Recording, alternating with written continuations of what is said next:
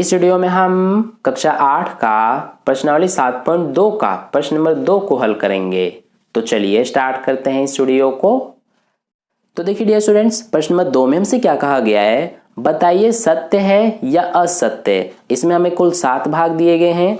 तो देखिए सबसे पहले हम पहले भाग को करते हैं। इसमें हमें क्या कहा गया है, किसी भी विषम संख्या का घन सम होता है। तो क्या ये सत्य है या असत्य, इसको करने से पहले हम समझ लेते हैं। हमसे कहा गया है किसी भी विषम संख्या का घन सम होता है।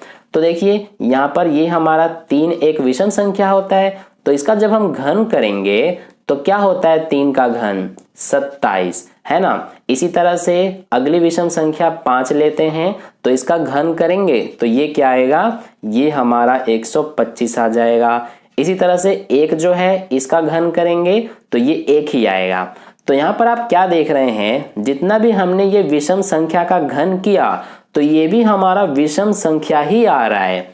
तो इसीलिए हम ये कह सकते हैं कि जो हमारा पहला कथन है, यानी किसी भी विषम संख्या का घन सम होता है, ये जो हमें कहा गया है ये असत्य है।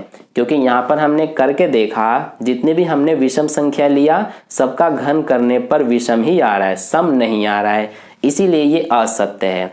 अब दूसरे को करते हैं। दूसरे भाग में हमें क्या कहा है, एक पूर्ण घन 2 शून्यों पर समाप्त नहीं होता है।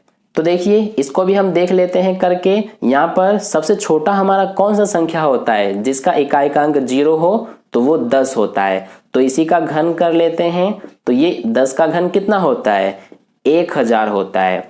तो यहाँ पर आप देख सकते हैं जो ये 1000 है ये एक पूर्ण घन है। तो क्या ये 2 शून्यों पर समाप्त हो रहा है, यानी कि क्या इसके जो अंत में 2 ही 0 हैं, नहीं बल्कि 3 0 हैं। एक और एग्जांपल ले लेते हैं, जैसे 20 है, तो 20 का घन करेंगे तो क्या होता है, ये 8000 होता है।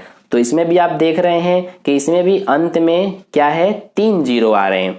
तो इसीलिए हमसे कहा गया है कि एक पूर्ण घन 2 शून्यों पर समाप्त नहीं होता है। तो ये हमारा कथन सत्य है, क्योंकि यहाँ पर आप देख सकते हैं हमारा जो पूर्ण घन है ये 2 शून्यों पर समाप्त नहीं हो रहे हैं, बल्कि 3 शून्यों पर समाप्त हो रहे हैं। ठीक है, इसीलिए दूसरा कथन सत्य है। अब तीसरे को करते हैं।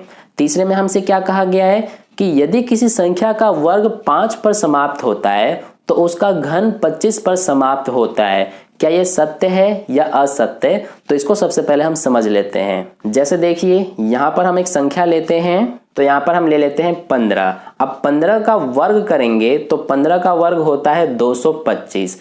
अब इसी तरह से इसी संख्या का जब हम घन करेंगे, यानी 15 का घन करेंगे, तो ये होता है 3375।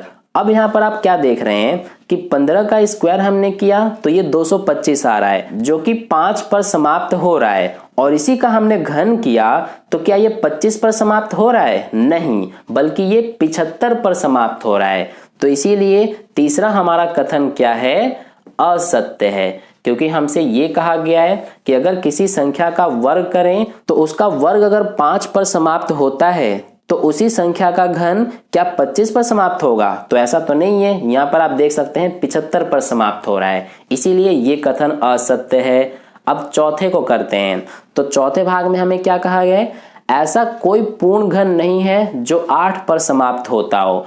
तो ये तो हमारा बिल्कुल असत्य है। क्यों है ये आपको पता चल गया होगा, क्योंकि हमें कहा गया है कि ऐसा कोई पूर्ण घन नहीं है जो 8 पर समाप्त होता है। लेकिन ऐसा तो बिल्कुल गलत है, क्योंकि जब हम 2 का घन करेंगे तो 2 का घन 8 ही तो होता है, तो ये 8 आ रहा है इसमें। इसी तरह से जब हम 12 का घन करेंगे तो ये होता है 1728। इसमें भी आप देख सकते हैं 8 पर ही समाप्त हो रहा है, तो इसीलिए ये हमारा असत्य है। अब हम पांचवे को करते हैं। तो पांचवे भाग में हमसे क्या कहा गया है, 2 अंकों की संख्या का घन 3 अंकों वाली संख्या हो सकती है। तो क्या ये सत्य है या असत्य, अभी हमें पता चल जाएगा। सबसे छोटा हम 2 अंकों वाली संख्या ले लेते हैं। तो सबसे छोटी कौन सी संख्या होती है 2 अंकों वाली, 10। तो इसका जब हम घन करते हैं तो ये आएगा 1000। अब 1000 में कितने अंक हैं, ये आप देख सकते हैं 4 अंक है। तो जब हमने सबसे छोटा 2 अंकों वाली संख्या लिया तो इसी का घन अगर 4 अंक की है, तो इसीलिए ऐसा तो पॉसिबल ही नहीं है कि 2 अंकों की संख्या का घन 3 अंकों वाली संख्या हो सके, ऐसा पॉसिबल नहीं है। तो इसीलिए जो पांचवा हमारा कथन है ये असत्य है।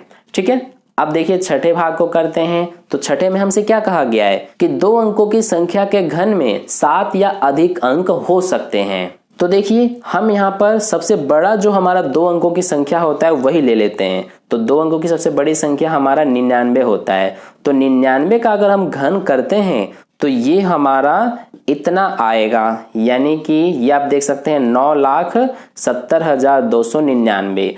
तो यहाँ पर हमने सबसे बड़ी 2 अंकों वाली संख्या लिया, तो इसका जब हमने घन किया तो ये हमारा देखिए कितने अंक हैं इसमें, 1 2 3 4 5 6। तो जब हमने सबसे बड़ा 2 अंकों वाली संख्या का घन किया तो यही हमारा 6 अंकों वाली हो रहा है। तो इसीलिए ये तो हमारा पॉसिबल ही नहीं है कि 2 अंकों वाली संख्या का घन 7 अंकों वाली संख्या हो सके, ऐसा पॉसिबल नहीं है। ठीक है, इसीलिए ये भी हमारा असत्य है। अब यहाँ पर लास्ट 7वें भाग को करते हैं। तो इसमें हमसे क्या कहा गया है कि 1 अंक वाली संख्या का घन 1 अंक वाली संख्या हो सकती है। तो ये हमारा सत्य है। ये आपको पता चल गया होगा क्यों, क्योंकि हमें कहा गया है कि 1 अंकों वाली संख्या का घन 1 अंकों वाली संख्या हो सकती है। तो देखिए 1 अंकों वाली संख्या 1 है, इसका घन करेंगे तो ये क्या आएगा, 1 ही आएगा। तो ये आप देख सकते हैं इसमें 1 ही अंक है। इसी तरह से 2 जो है इसमें भी 1 ही अंक है, तो इसका घन करेंगे तो ये भी 8 आएगा। तो इसका भी घन आप देख सकते हैं 1 ही अंक है। ठीक है, इसीलिए ये हमारा सत्य है। तो ये हो गया प्रश्न नंबर 2 का सॉल्यूशन कंप्लीट। आई होप आपको अच्छे से समझ में आ गया है। अगर आपको वीडियो अच्छा लगा है तो लाइक कर देना, अपने दोस्तों के साथ शेयर कर देना, और पहली बार वीडियो को देख रहे हैं तो चैनल को सब्सक्राइब करके बगल में जो बेल आइकन आता है उस पर ऑल वाले पे क्लिक कर लेना, ताकि नेक्स्ट वीडियो जैसे अपलोड की जाए उसका नोटिफिकेशन सबसे पहले आपको मिल जाए। मिलते हैं फिर अगली वीडियो में। धन्यवाद।